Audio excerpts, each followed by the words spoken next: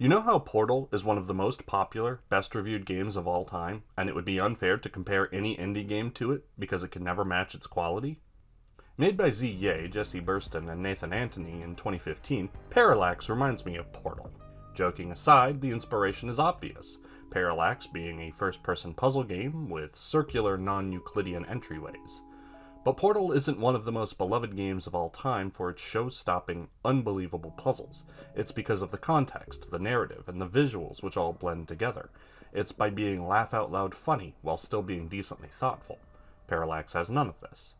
While some games that are gameplay forward have a simple framing device, or in-between stage text dumps informing the three players who care what's going on, what's happening, Parallax has none of that. Why are you here? To play the game. Why do you need to get to an exit? Because that completes the level. How do these portals work? Probably with if-then statements. Talking about the story of Parallax would be like talking about the narrative of tic-tac-toe or baseball. The visuals are similarly Spartan. While not completely void of artistic talent, the minimalist approach is not meant in a meaningful, yes sort of way, but to elucidate to the player all of the information in a clear and concise way. Finally, the music is adequate. That's not the most electrifying statement, I know, but I think that it really sums it up. If the songs were taken from a library, like I kind of assume, they may well have done the same thing I did in my channel thesis video, and just grabbed the first few songs that sounded good. After playing the game for long enough, I stopped hearing the songs altogether because I was focusing on solving the puzzles. In the beginning, when the game is teaching you how to play, you might bob your head to the lo-fi beats to study to, but eventually it will be drowned out by the fan in your head blowing smoke out your ears. The core gameplay loop of Parallax is using portals to shift between two dimensions, a sort of light world, dark world situation. A key conceit to the puzzles is that you can move or flip the portals, changing the math of where you can walk. For example, a portal on a narrow walkway will block you if it's turned away, but allow you through if flipped towards you.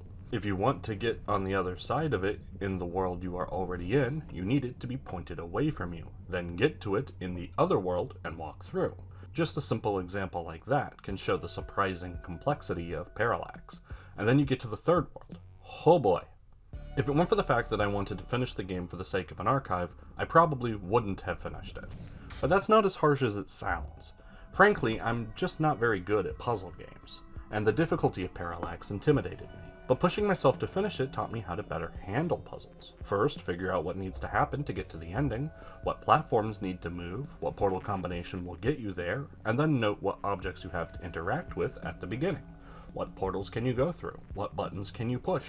Doing these two things will give you a definitive start and endpoint that makes filling in the center more manageable. If you ever get stuck, touch everything you can in a sequence. If that leads you to a loop, try the cycle again, but with one change, and see what that gets you. Parallax is built in a way that doing that can make the pieces fall into place. Once you have a system that works, puzzles that seemed insurmountable suddenly become conquerable, and you may get that essential feeling the best puzzle games can give you, the feeling of being smart.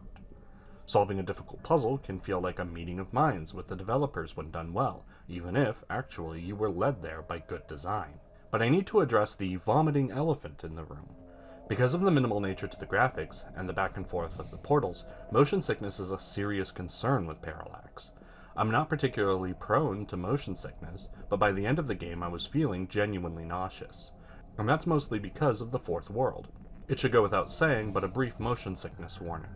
The last world introduces upside-down movement to add a final level of complexity. While it works well for puzzle purposes, it does not work so well for stomach purposes. Okay, enough of that. It's safe to look again. So Parallax is a pure puzzle experience, which will drive some people away, myself included in normal circumstances. And the last world is as compelling as it is nauseating. Stay away if you don't want a tough experience or are prone to motion sickness. But people looking to sink their teeth into a game, honestly people who are smarter than me, I think will have a good time with Parallax. 7 out of 10. And I'm itching for new games.